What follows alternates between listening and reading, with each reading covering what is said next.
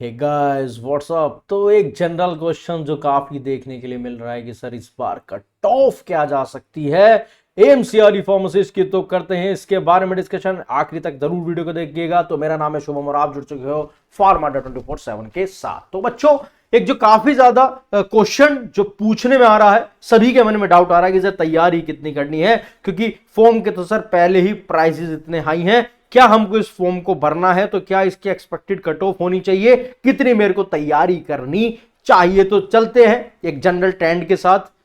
Gas करिए आप कि कितना इस बार कट ऑफ जा सकती है। गैस करिए, कमेंट सेक्शन में डालिए कि कितनी कट ऑफ जा सकती है। सर कर लिया गैस? चलिए हम बताते हैं अब आपको। देखिए, एक्सपेक्टेड कट ऑफ जो है, जैसे अभी देखिए, अभी भी जो पेपर हुआ था तो टॉपर्स से काफी बात करी थी, आप लोगों ने सुना भी था। तो एक जो जनरल ट्रेंड देखने के लिए मिलता है वो 280 से लेकर 310 के बीच में ही जा रहा है एज ऑफ ऑलवेज, हमेशा। लेकिन अब देखिए काफी ज्यादा जो है, अच्छा दो चीज यहां पर समझने की है। एक तो वैकेंसीज ज्यादा है, ठीक है, एज यूजुअल वैकेंसी ज्यादा है। बच्चा 3,000 रुपए के डर से, क्योंकि जिसकी तैयारी थोड़ी सी भी वीक है वो बचेगा। देखिए, आप दो तीन चीजों को, पैरामीटर को माइंड में रखिए। एक तो बच्चा कम फॉर्म भर रहा है, ठीक है, जैसे मेरी भी काफी बच्चों से बात हो रही है, तो 3,000 रुपए का फॉर्म है।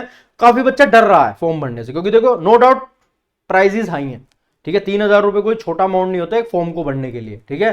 तो काफी बच्चा इसको अवॉइड कर रहा है, एक सबसे पहली बात।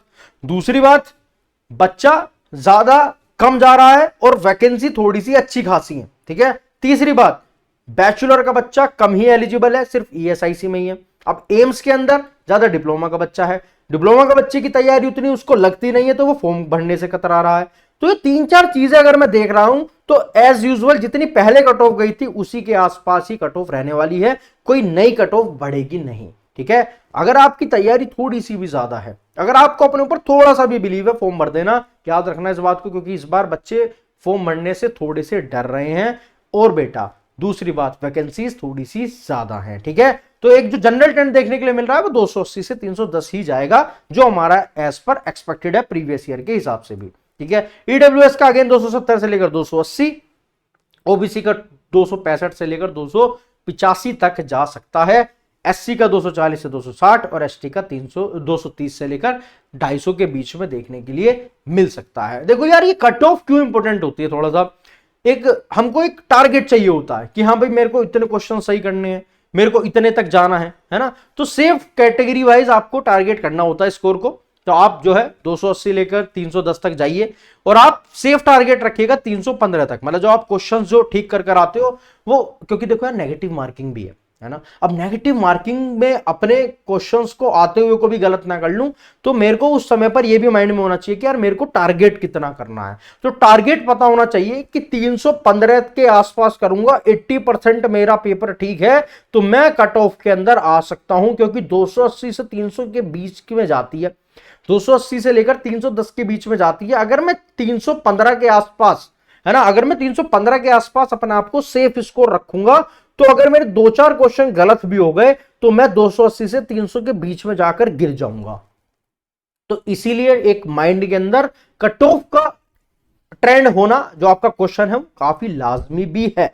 ओबीएस वालों को, यानी कि ओबीसी वालों को 295 के आसपास टारगेट करना चाहिए, 300 के आसपास टारगेट करना चाहिए, तब आप 265 से लेकर 285 के बीच में जाकर गिरोगे, ठीक है। एससी वालों को जो है 240 से 260, यानी कि 240 से लेकर 260 के बीच में जाती है, तो 270 से लेकर 280 के बीच में टारगेट करना चाहिए। एसटी वालों को अपना 260 तक टारगेट करना चाहिए, 270 280।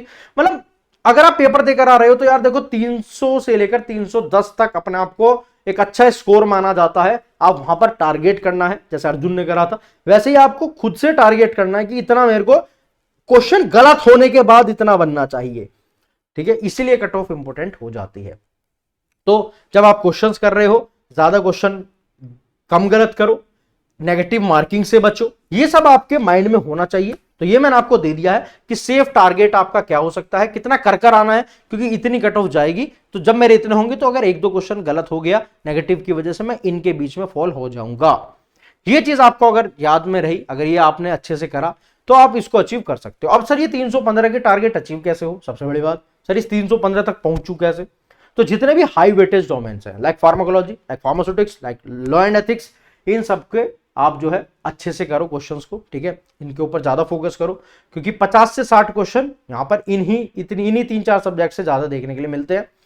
फिर 20 क्वेश्चन अपने, अब देखो यार यहां पर भी अपना आपको एक अच्छा स्कोर रखना, मतलब जितने भी नॉन फार्मा का टॉपिक है वहां पर 10 से लेकर 15 क्वेश्चन अगर आपके करेक्ट है, बेझिझक आपके बहुत ज्यादा चांसेस बढ़ जाएंगे, क्योंकि ये वाले क्वेश्चन ज्यादातर सभी बच्चे गलत कर आते हैं, छोड़ते नहीं है, खेलते सब जगह हैं, लेकिन इनको छोड़कर आइएगा उन क्वेश्चंस को जो बिल्कुल नहीं आते।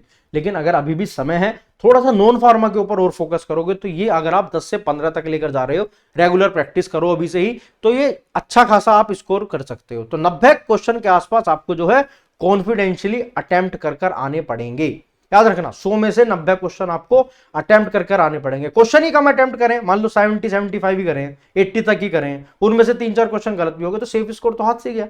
तो ये एक स्ट्रेटेजी होनी चाहिए कि सर मेरे को 90 क्वेश्चन के आसपास कॉन्फिडेंशियली अटेम्प्ट करने हैं, और जो मेरे को बिल्कुल नहीं आते उनको छोड़ देना है।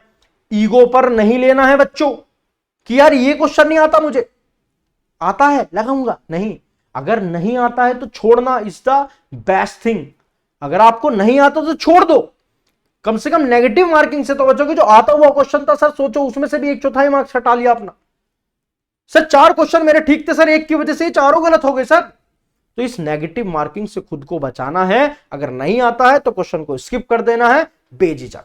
ये काफी अच्छी चीजें हैं। और हां, दूसरी बात, आपको एक सेफ स्कोर अपने माइंड में जरूर लेकर चलना है, और बेटा आपको ये नंबर आपको अचीव हो जाएंगे। मॉक टेस्ट लगाइए, मॉक टेस्ट के अंदर अगर आपको 320 तक नंबर देखने के लिए मिल रहे हैं तो आपकी जो गाड़ी है वो सही दिशा पर चल रही है, ठीक है।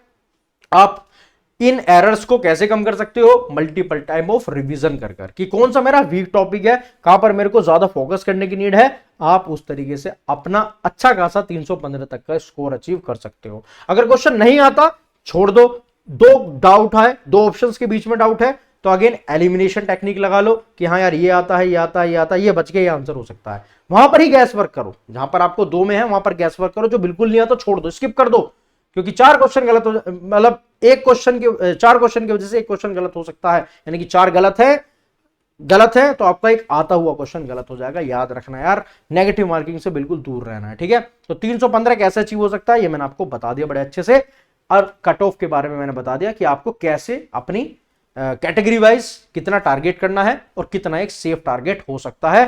काफी अच्छा रिवीजन का 1 महीने का समय बचा है, कैसे इसको अचीव करा जा सकता है। आप फार्मा अड्डा 24/7 यानी कि अड्डा 24/7 की वेबसाइट पर जाकर, है ना, आप अड्डा 24/7 की वेबसाइट पर जाकर, अभी भी समय है 1 महीने का, आप तैयारी कर सकते हो। औषधि बैच में जुड़ जाइए, अन्यथा एक नया बैच है उसमें जुड़ जाइए, कोई भी बैच जाकर परचेज कर लीजिए। मैं पहले से ही कहता हुआ आ रहा था, अड्डा 24/7 की वेबसाइट, ऑल कोर्सेज पर क्लिक करना है, नर्सिंग पर जाकर क्लिक करना है, नीचे फार्मा फाउंडेशन और संजीवनी एम्स या फिर औषधि आरआरबी, कोई भी जाकर परचेज कर लीजिए।